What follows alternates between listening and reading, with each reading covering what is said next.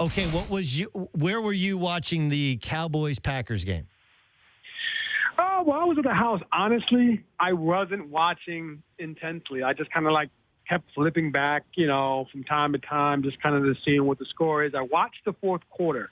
It was a good fourth quarter. Yeah. But other than that, I really didn't watch much of it. What do you mean? What were you doing? Were you watching Obama's interview on 60 Minutes? Were you watching that? What were you doing? No, I was just doing what I normally do, spending time with the fam, and just hanging out.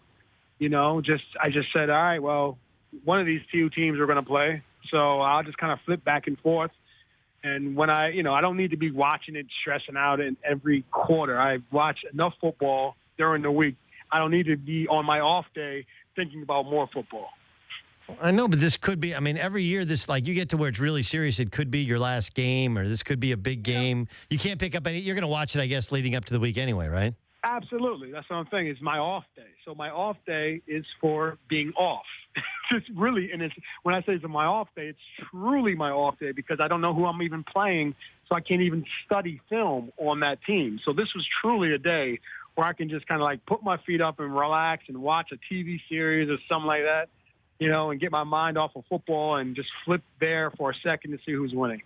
What did you think of that throw that Aaron Rodgers made to win the game? It was amazing. It definitely, that was an amazing throw. Going to his left, right-handed quarterback to be able to make, and they've done that before. So it seems like something that they kind of practice, but still, it was one of those throws where, all right, it's going into overtime. Wait, no, it's not. What a throw. And then what a kick. 2 50-yard field goals in a row. Yeah, actually, you get down to it, it's three. He made the first one, and then on the previous drive, then he made those two. One was a time. It was crazy, right? That's the thing, and you think about that. Without those kicks, maybe they're not even, into this round. So, that was two amazing kicks. Dwight Freeney joined us in the Doug Gottlieb Show, CBS Sports Radio. Where were you when you had the run back? There was the run back that was called back. Did you guys know that was a penalty? Devin Hester takes it to the house, and it's like a classic Devin Hester back in Atlanta moment. Did everybody know there was a penalty, or was it, oh, man, he did it again? No, I saw a flag. But it was a weird where the flag was. It was kind of like, okay, why is the flag way over there? I couldn't understand what it was. Maybe somebody was lined off sides. I was trying to figure out why the flag's over there. But, penalties, man, that things are magnified in the playoffs. And for them, it's even worse. That was a huge run that had to get taken back because of a holding penalty. But the thing is maybe if they didn't hold him, maybe that guy makes the tackle down the field, and we're not even talking about that. No question.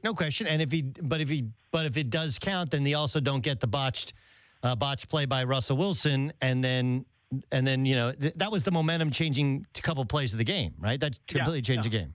No, absolutely. Dwight Freeney joining us in the Doug Gottlieb Show on CBS Sports Radio. What can you tell us about Vic? He's had this incredible season. When you joined the Falcons, did you know Vic Beasley was going to be this type of player? Well, honestly, I had no idea. I was coming in, didn't know much about Atlanta Falcons, this division down here, in the South. I didn't know much about it.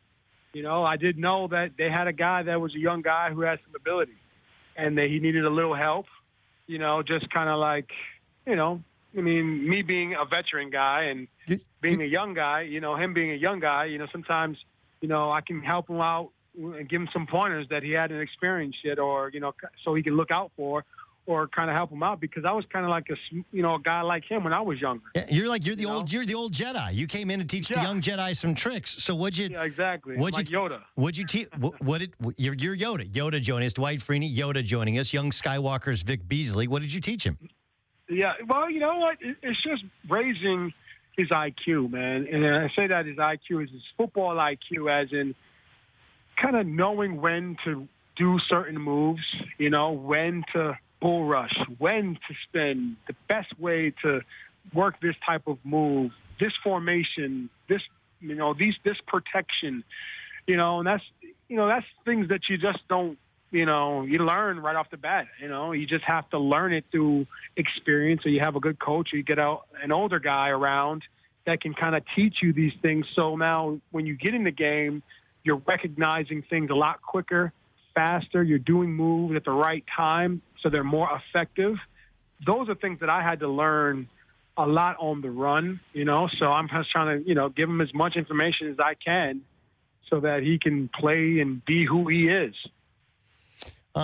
You knew when the Colts, when that run was done with this with that team, as you guys kind of started to age, when you saw the Seahawks, did you feel like that this run is done because of contracts, because of injuries, because of egos? Do you feel like this is the last we see at a peak level Seahawks losing in your building last week? Honestly, I don't know. I wasn't thinking about them.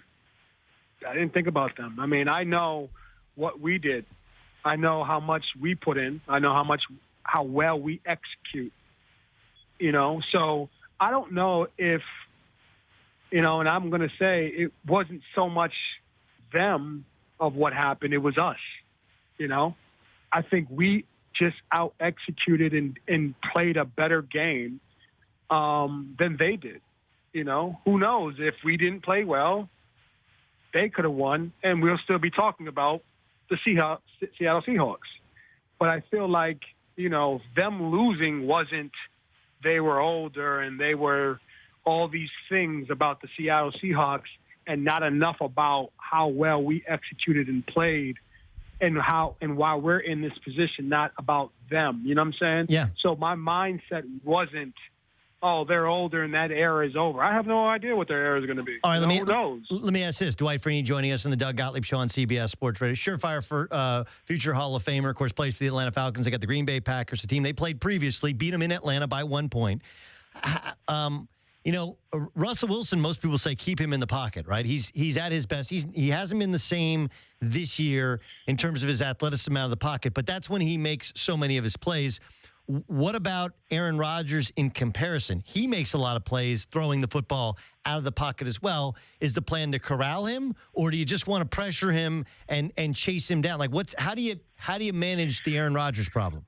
Well, it's hard because he's not only a pocket passer, he's a guy who can throw the ball on the run, and he is probably the best at making plays when a play is broken, a broken play. Right. Okay, so their first read isn't there, and all of a sudden it becomes street football. Hey, just run around, guys. and he finds ways to make those throws.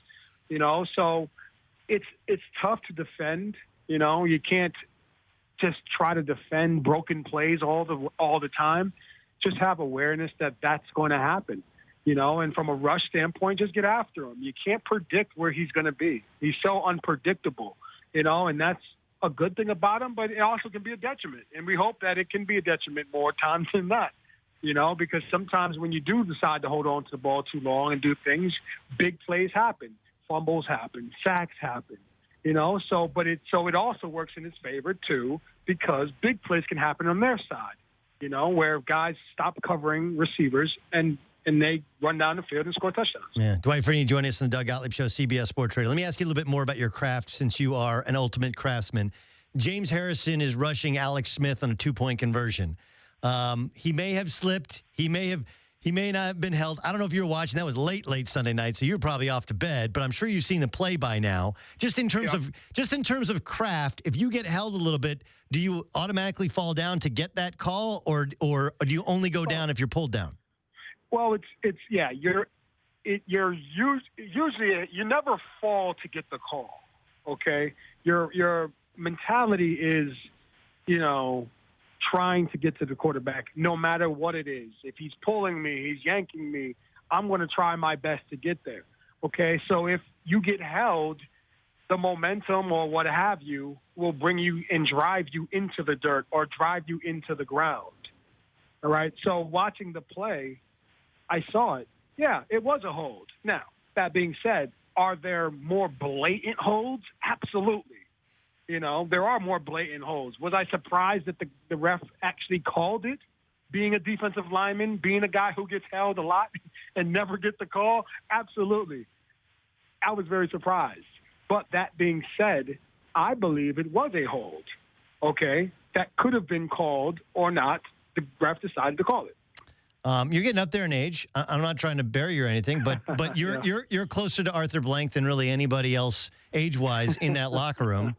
Matt Bryant's 40. Matt Bryant, but I don't think so. So when you saw him dancing, was it uncomfortable? Did everybody go like he's a senior citizen? What happens when you see your owner shaking his moneymaker? It was amazing. It was a great feeling, man. Just the fact that you can be his age and still enjoy life and move and not have a care in the world in that moment. It's something that just makes you smile. It doesn't matter how much you got or whatever and how old you are. When you're happy, and he's out there showing it, and it was a great thing.